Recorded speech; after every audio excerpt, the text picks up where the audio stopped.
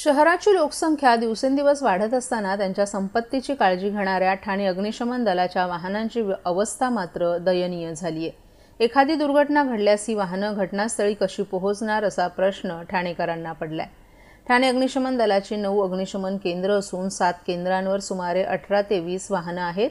या वाहनांच्या खांद्यांवर अग्निशमन दलाचा डोलारा आहे। या वाहनांपैकी अनेक वाहनं 15 वर्षांहून जास्त जुनी आहेत।